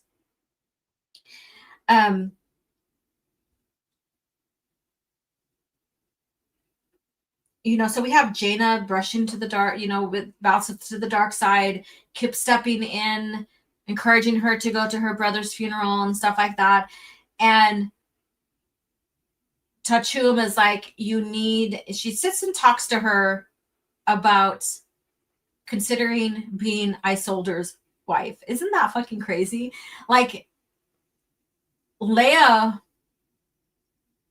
that was a proposal to Leia, and she chose Han. You know? And now Tachum is looking at Jaina.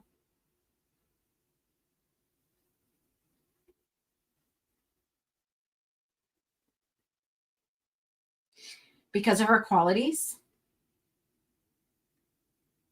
And she thinks because she's so young that she can manipulate Jaina.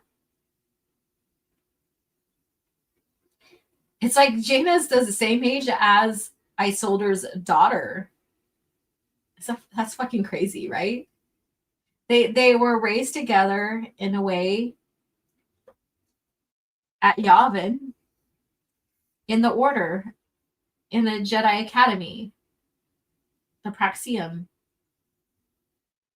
And Tachum is like, we need you as the mother, Queen Mother.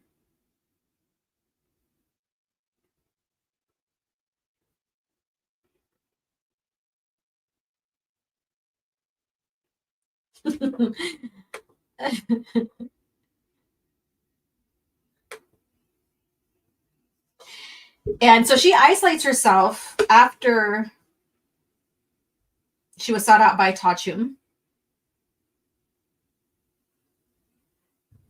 And what's funny is that, you know, the former queen privately tells Jaina that Isolder needs to divorce Tenniel and find a new wife, someone suitable to rule during wars.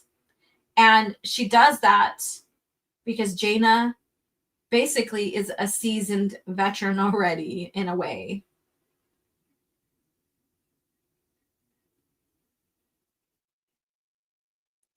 And so Jaina presumes that Tachum is trying to maneuver Leia into the role based on rumors of tensions in the Solo marriage. So she thinks that this is just a way of her getting to Leia to marry Isolder again, which is not the case.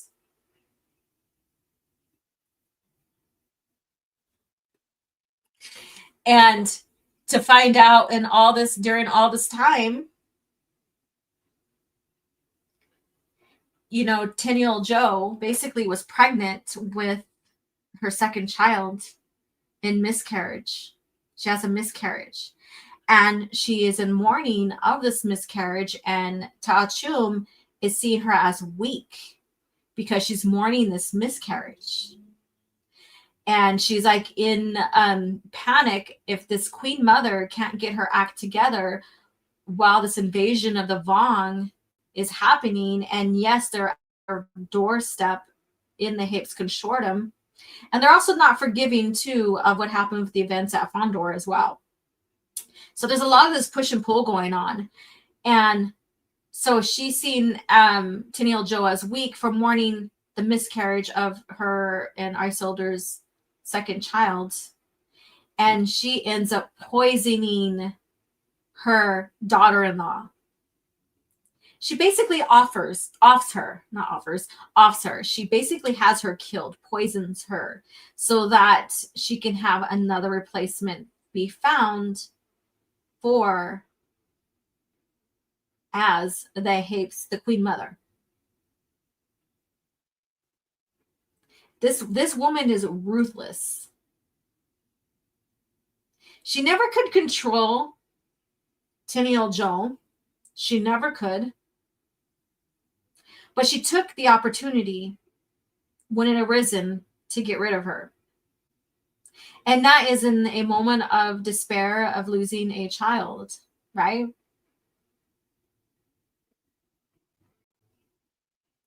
She has her poisoned off. Isolder's wife is killed. And this is what puts Tenno Ka into motion to becoming the Hapes queen. Because we know that there's this push and pull. And if you're in the book club with us, if you're a channel member, if you're not, do it. Become a channel member. Join the book club. But we are on book 5. But however, we already know at this point in the Young Jedi Knights book, or going through the books again. For me, it's going through again. For many, it's experiencing them for the first time. That Tenno Ka doesn't want that responsibility. She's got this push and pull going on at this young of age. But by the time we get into this timeline and these events are happening, she steps up and becomes the Queen Mother. But in the meantime, Jaina thinks that Tachum is going after her mom through her. But no, she is trying to convince Jaina to marry Isolder to be the Queen Mother.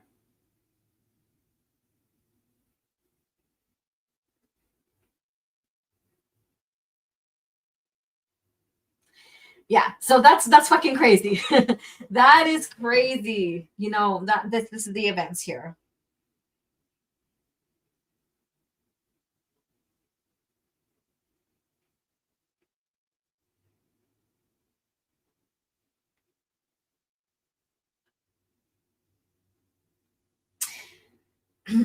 And then so the Yuuzhan Vong evade the Hapes consortium, and they fight them off, and they succeed. And said after their victory over the Yuuzhan Vong, Jaina is called aside by Tachum, the former Queen Mother, shocks Jaina by Jaina, excuse me, by making it clear her intention. She wants Jaina to wed Prince Isolder. So we went through that already. So I got my notes out of line here a little bit.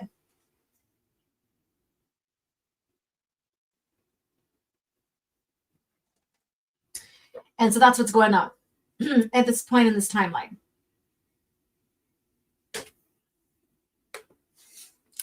Lots of side stories going on in New Jedi Order. No wonder it's 19 books. Yes.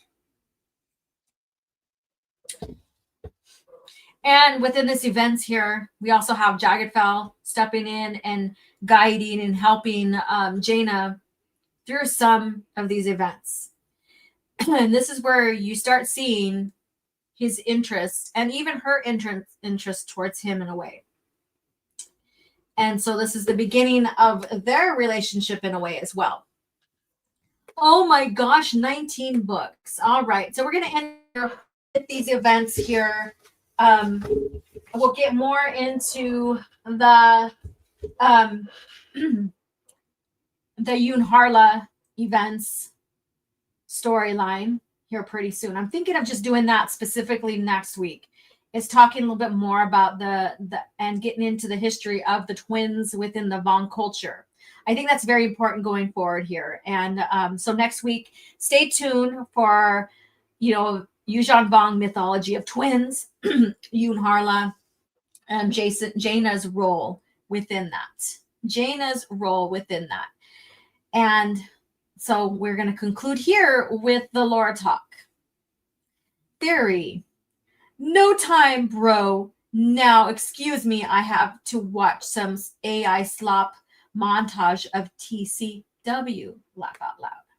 There you go. There you go. So this right here, this is an awesome bit of art here for the Dark Journey.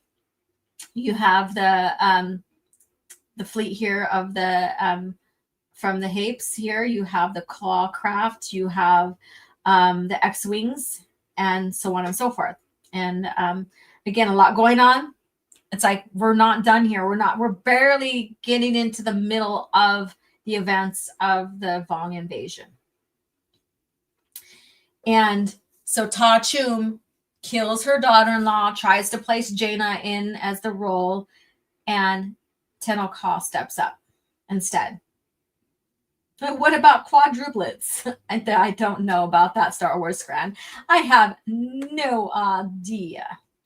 No idea. So let's get into our cringe factor. So if you guys need to get a refill of your CAF or your beverage, feel free to do that.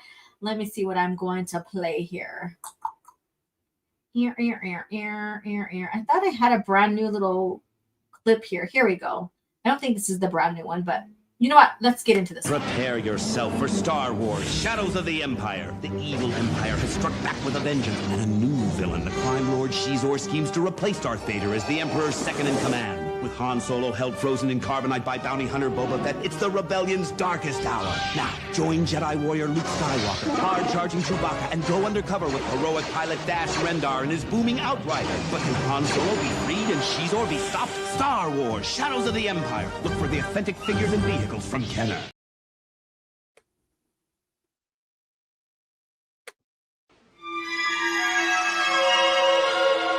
So uncivilized. Now, let's go and back to the PT era. The PT era. So what's going on here with this cringe factor? Again, thank you, Screen Rat, for always providing the cringe factor vibes here. Star Wars reveals the shocking truth about Yoda's defeat to Palpatine. All right. Let me see here. And this is by Thomas Bacon. I already, shared with you guys who this is about.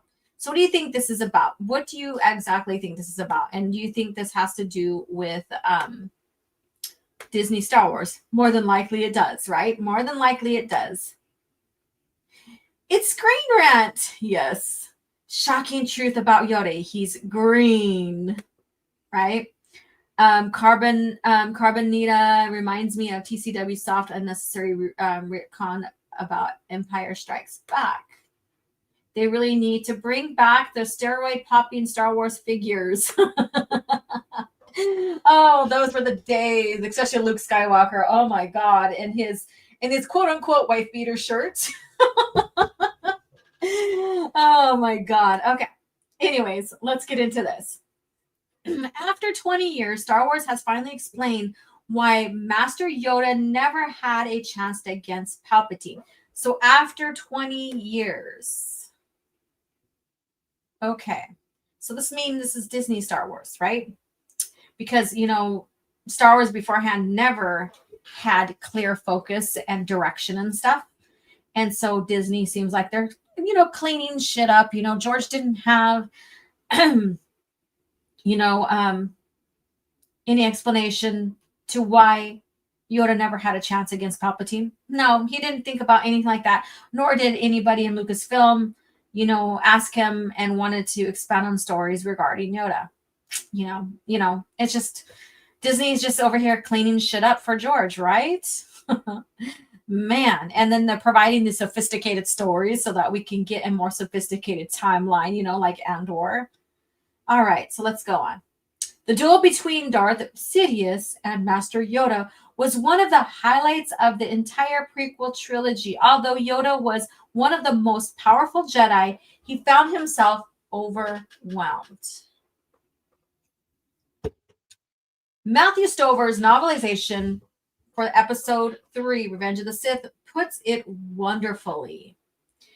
It sees Yoda realize a shocking truth, that he, the Avatar of Light, Supreme Master of the Jedi Order, the fiercest, most impeccable, most devastatingly powerful foe the darkness had ever known, just didn't have it. Okay, so we already seen this quote before. I've seen this before this new version of the novelization came out. And I think he's also talked about it, but I didn't look for the video yet. So, but this is a very familiar quote.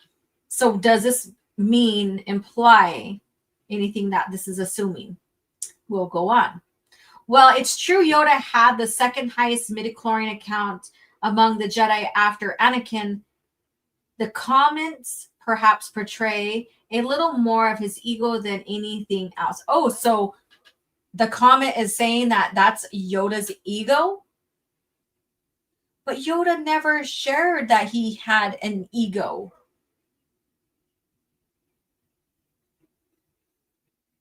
So where is this guy? Where is Mr. Piggy getting this information from?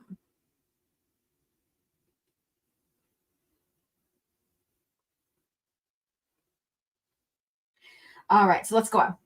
The comments perhaps portray a little more of his ego than anything else. The Clone Wars proved that Yoda had merely repressed his dark side and that he was no avatar of light, but rather a complex person of his own right.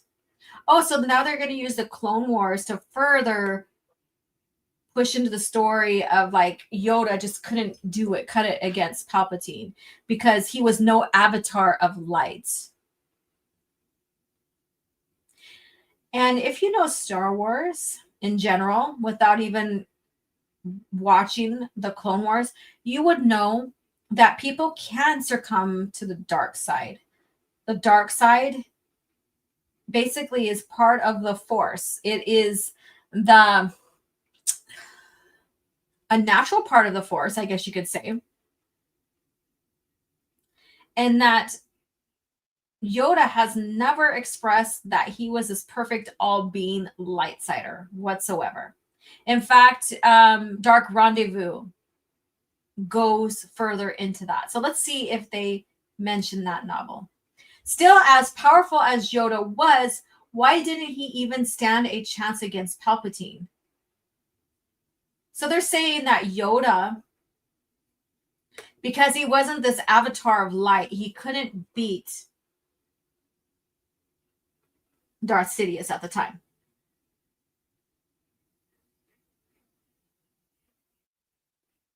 That you have to be pure light to beat Darth Sidious. However, Anakin wasn't. Anakin was not. And he still defeated him. Well, you could say that for pre-Disney Star Wars, right?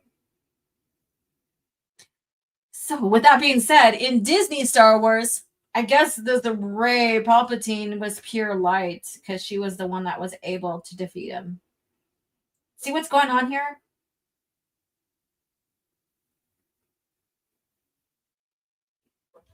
All right, let's see here. Let's move on. Yoda wasn't the only one who considered himself an avatar of one aspect of the Force. Where the hell did Yoda ever say he was an avatar of light in the lore? Someone please cite me that information, because this Mr. Piggy here does not even cite a source other than sharing what a thought of writing process that Stover shared. And because Stover shared this, doesn't mean that that's what Yoda thought of himself. This is just a thought and creation of how he was thinking about Yoda. That's not Yoda thinking about himself. There's this clear distinction of that. Clear distinction of that.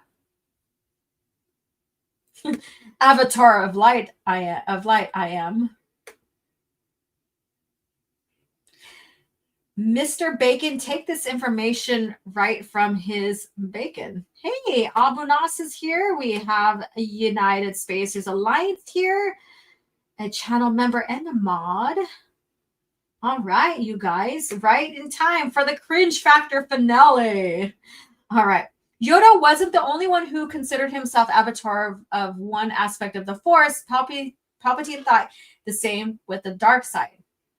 There's no power of the Force that is not mine, he taught Darth Vader in an excerpt from Adam Christopher's Master of Evil, for I am the dark side. So this is Disney Star Wars lore. So this is what we're getting to. This is faux lore. This is lore under Disney, not George Lucas.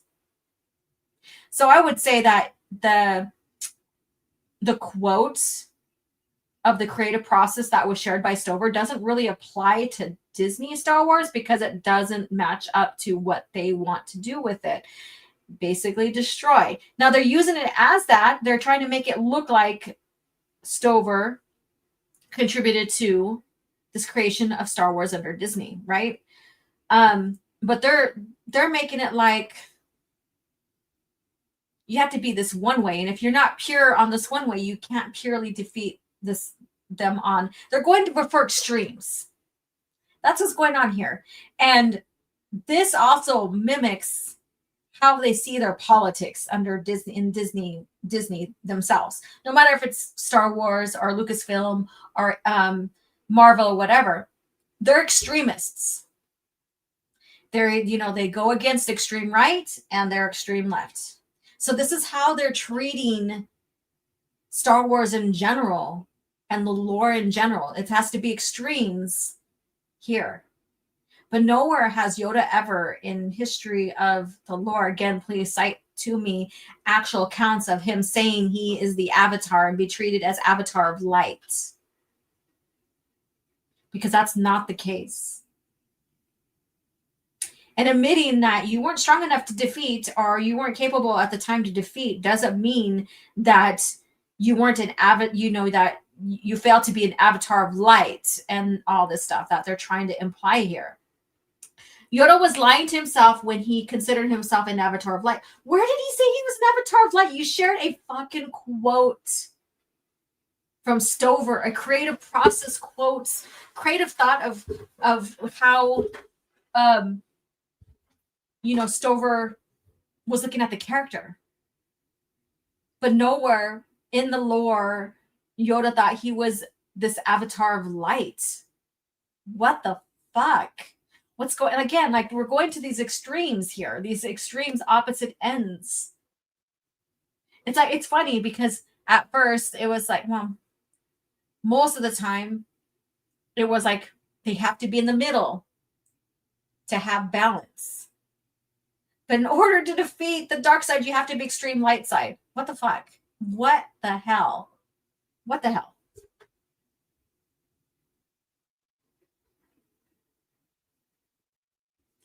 Let's see here.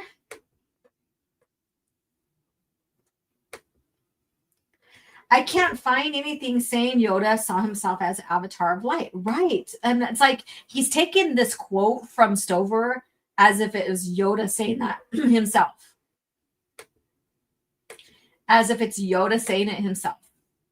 For even he had his own inner darkness. He faced it at one point during the Clone Wars, confronting a shadow version of himself that represented everything he repressed and barely defeated. So you're saying that he has to be in the middle balance in order to defeat, maybe? Or are you saying that he's supposed to be total light? Oh, no. I take that back because he's not saying that. Bacon's not saying that because, he has darkness in him as well as light. He's not this avatar of light to defeat him. All right, confronting a shadow version of himself representing everything he repressed and barely defeated it, but there's no evidence Palpatine was lying. What? This article is so off the hook, like it doesn't make sense within its own self. Because what was Palpatine saying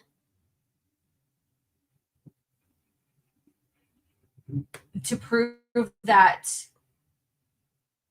Yoda is lying about being the Avatar? What the fuck? Palpatine was dark side through and through, utterly irredeemable. He has never shown any hint of love, compassion, hope, or any of those impulses that flow from the light side. Flow from the light side. He was surely once a mere mortal, but he had embraced his inner darkness and allowed it to destroy any traces of light. He was strong in the Force, so he was never mortal. Even before his training, he was never mortal. When you're a force entity, whether human or not, you're no longer a mortal in a sense, because you have these abilities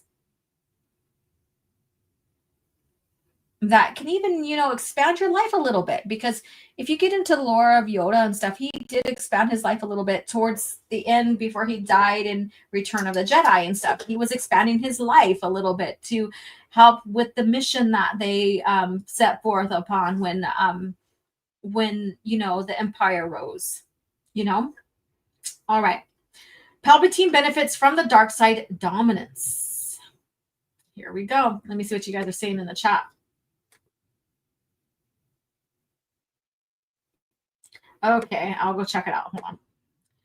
It's funny that they mock the EU for supposedly have gray Jedi. Well, the EU doesn't have gray Jedi, but I know what you're saying, even though it's not true. And the term means being non-Jedi, but light. But they're the ones that with that in the middle of the Force BS. Yeah. So let's see here. Let me go check it out real quick. See what Soul Assassin sent, because I think I'm done with this article already. It's like going beyond what I just shared with you guys. And I did browse through this last night before I went to bed when I was creating the stream and stuff. And I knew this was going to be full on cringe, but damn, I didn't read the whole friggin' article either. I just browsed through it, like I said, and damn. Okay. Let me see here.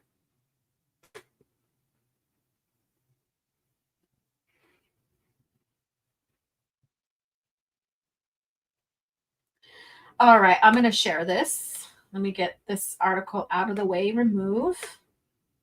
Stop sharing. And show screen. According to canon, okay, so this right here. So according to Disney and real canon sources, Yoda did not see himself as Avatar of Light, and in fact rejected this very idea. While powerful, Yoda knew that embracing such concept was a path to arrogance and to the dark side. The rejection of the Avatar of Light. The Revenge of the Sith novelization in this book, as Yoda duels with Emperor Palpatine, he believes for a moment he is the Avatar of Light. However, he quickly realizes the truth. He has been outmaneuvered by the Sith, who had been studying the Jedi for millennium.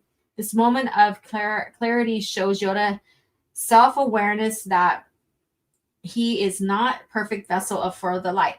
So again, I need to find that chapter or that thought in there to confirm that. Because there's a difference in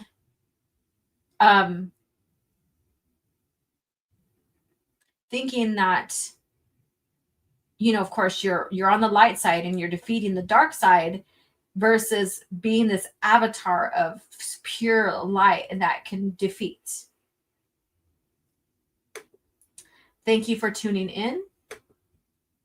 Always great to see you, Abu, and it's been a while. All right. So what do you guys think? What do you guys think?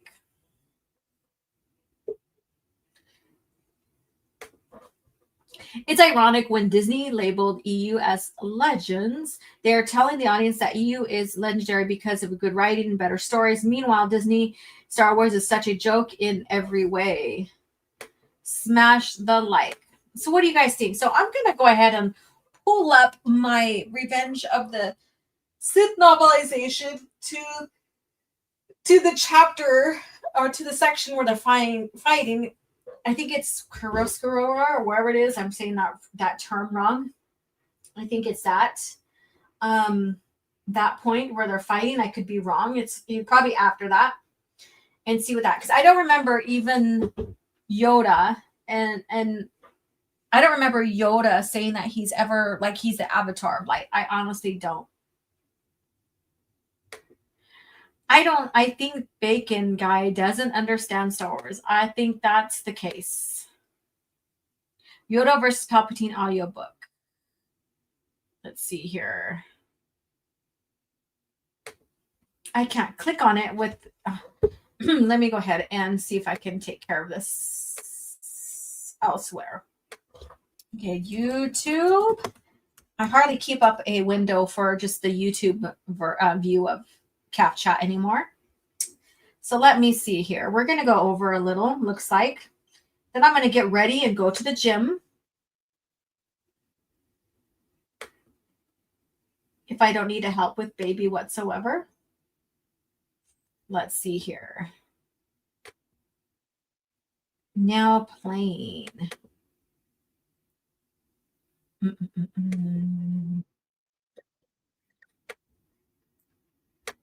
There we go. All right, let me go ahead and grab that link from you because I obviously can't click the link on the link when you share it. Let's see here. This is 10 minutes. This is 10 minutes. Who wants to listen to Revenge of the Sith Yoda's fight? That sounds like fun.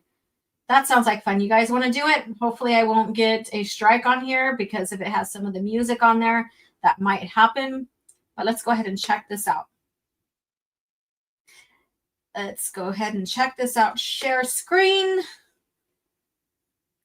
Yoda versus Palpatine. Here we go. And this is Blunt's book. So thank you so much for the, or not Blunt's, Bunts. I'm telling you, I can't read our English today, but we're still here. We're having fun. Yoda rose. A gesture opened the grating of the vent shaft where he had waited in meditation, revealing the vast conic well that was the grand convocation chamber of the Galactic Senate. It was sometimes called the Senate Arena. Today, this nickname would be particularly apt. Yoda stretched blood back into his green flesh. This was his time. 900 years of study and training, of teaching and of meditation, all now focused and refined and resolved into the single moment. The sole purpose of his vast span of existence had been to prepare him to enter the heart of night and bring his light against the darkness.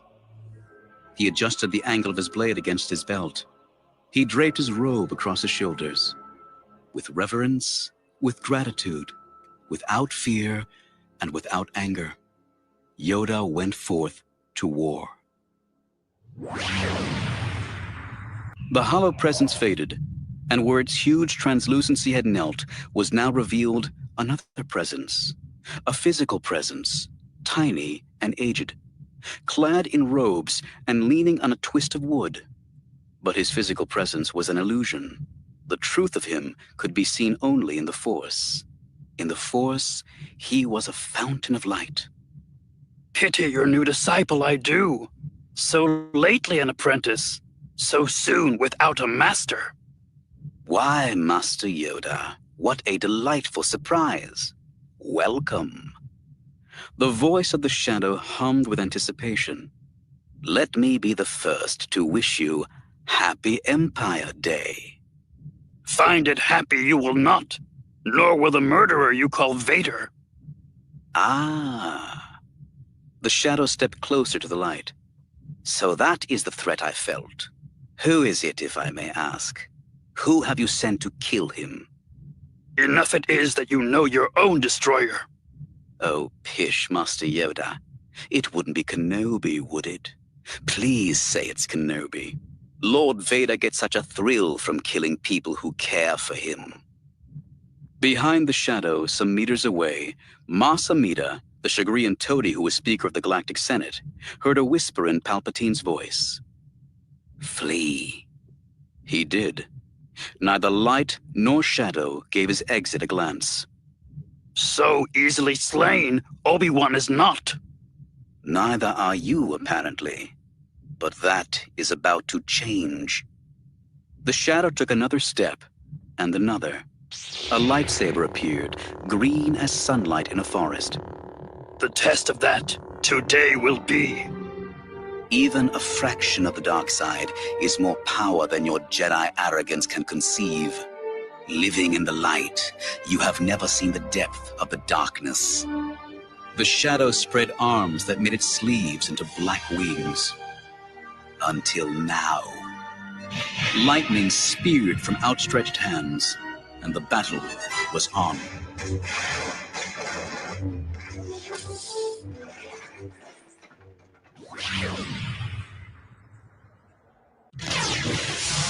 In the Senate arena, lightning forked from the hands of a Sith and bent away from the gesture of a Jedi to shock Red Robes into unconsciousness.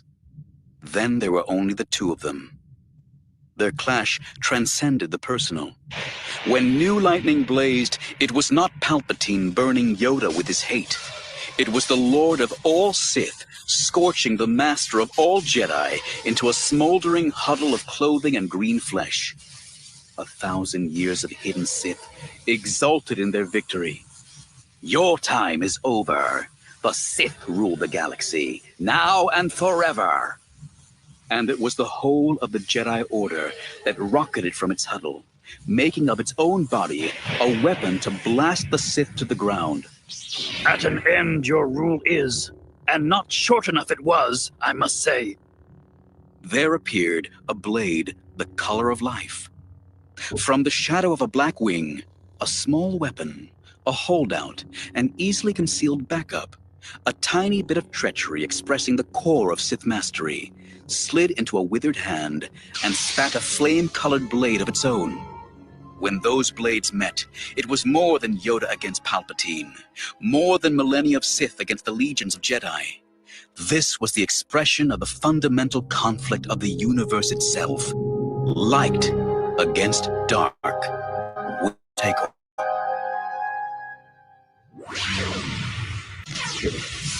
There came a turning point in the clash of the light against the dark.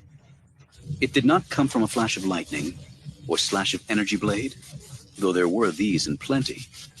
It did not come from a flying kick or a surgically precise punch, though these were traded too. It came as the battle shifted from the holding office to the great chancellor's podium.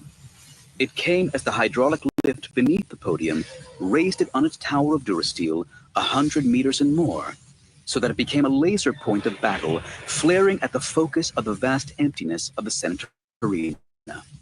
It came as the force and the podium's controls ripped delegation pods free of the curving walls and made of them hammers, battering rams, catapult stones, crashing and crushing against each other in a rolling thunder roar that echoed the Senate's cheers for the galaxy's new emperor. It came when the Avatar of Light resolved into the lineage of the Jedi, when the lineage of the Jedi refined into one single Jedi. It came when Yoda found himself alone against the dark. In that lightning spear tornado of feet and fists and blades and bashing machines, his vision finally pierced the darkness that had clouded the Force. Finally, he saw the truth. This truth, that he, the Avatar of Light, supreme master of the Jedi Order, the fiercest, most implacable, most devastatingly powerful foe the darkness had ever known, just didn't have it. He'd never had it. He had lost before he started. He had lost before he was born. The Sith had changed. The Sith had grown, had adapted, had invested 1,000 years intensive study into every aspect of not only the Force, but Jedi lore itself, in preparation for exactly this day. The Sith had remade themselves. They had become new, while the Jedi had spent the last millennium training to refight the last war. The new Sith could not be destroyed with a lightsaber. They could not be burned away by any torch of the Force. The brighter his light, the darker their shadow. How could one win a war against the dark when war itself had become the dark's own weapon? He knew at that instant that this insight held the hope of the galaxy. But if he fell here, that hope would die with him. Yoda thought. A problem this is. The end came with astonishing suddenness. The Shadow could feel how much it cost the little green freak to bend back his lightnings into the cage of energy that enclosed them both. The creature had reached the limits of his strength. The Shadow released its power for an instant, long enough only to whirl away through the air and alight upon one of the delegation pods as it flew past. And the creature leapt to follow, half a second too slow. The Shadow unleashed its lightning while the creature was still in the air, and the little green freak took its full power. The shock blasted him backward to crash against the podium, and he fell. He fell a long way. The base of the arena was 100 meters below, littered with twisted scraps and jags of metal from the pods destroyed in the battle. And as the little green freak fell, finally, above, the victorious Shadow became once again only Palpatine. A very old, very tired man, gasping for air as he leaned on the pod's rail. Old he might have been, but there was nothing wrong with his eyesight. He scanned the wreckage below, and he did not see a body. He flicked a finger, and in the Chancellor's podium, 12 meters away, a switch tripped and sirens sounded throughout the enormous building. Another surge of the Force sent his pod streaking in a downward spiral to the holding office at the base of the podium tower. Clone troops were already swarming into it. "It was Yoda," he said as he swung out of the pod. "Another assassination attempt. Find him and kill him. If you have to, blow up the building." He didn't have time to direct the search personally. The Force hummed a warning in his bones. Lord Vader was in danger. Mortal danger. Clones scattered. He stopped one officer. "You, call the shuttle dock and tell them I'm on my way. Have my ship warmed and ready." The officer saluted, and Palpatine, with vigor that surprised even himself, ran.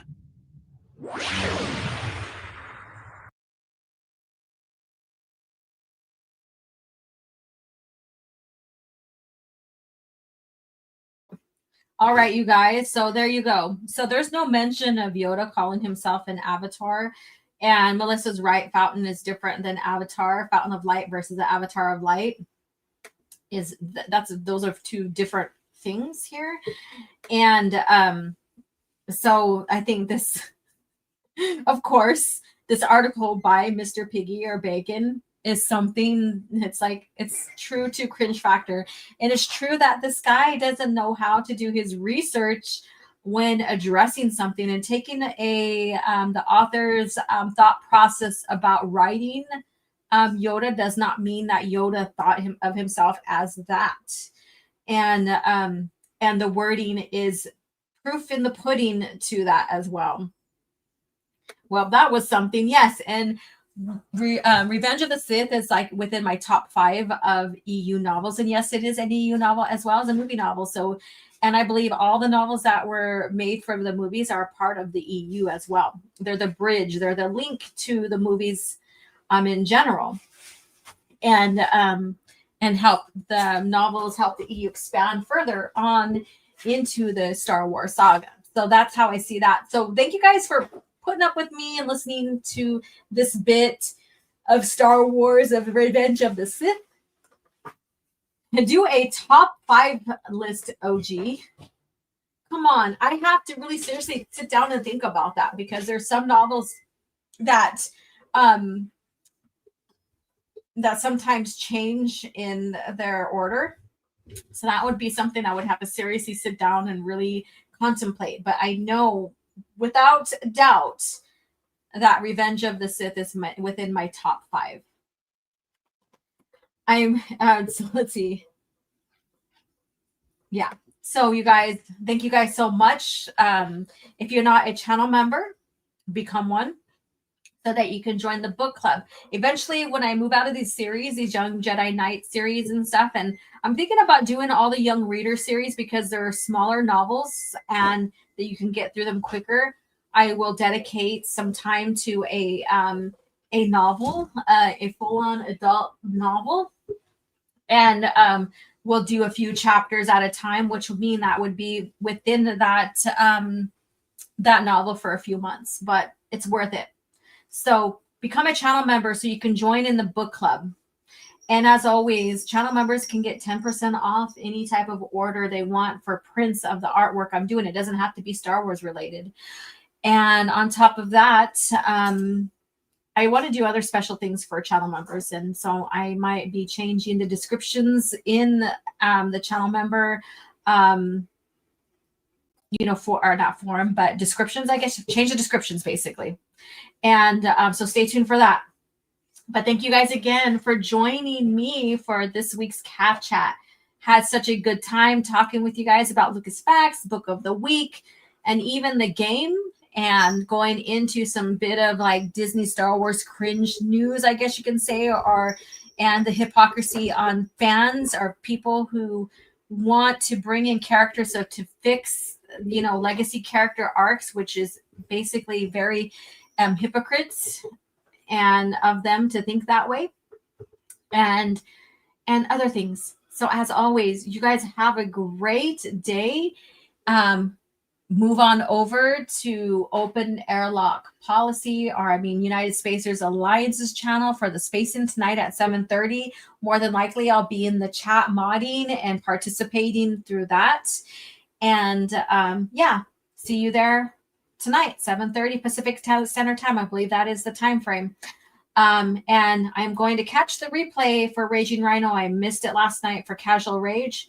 So that's what I'll be doing as well. Supporting the channels that have always supported me, and I've supported them since they have came out as well. And, staying true to that. And just like staying true to my niche for this channel, George Lucas era of Star Wars. You guys are freaking amazing. Have a good rest of your day, and I shall see you later.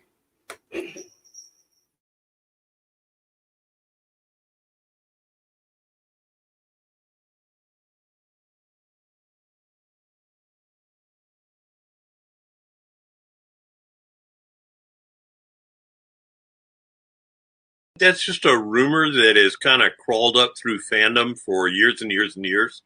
I know that Tim met George Lucas. They had a sit-down conversation before the first book was done. I know that as with any of the novels, everything is cleared through Lucasfilm, and 100% for anything as major as a love interest being developed for Luke. That's a decision that George would have given a yes or no on.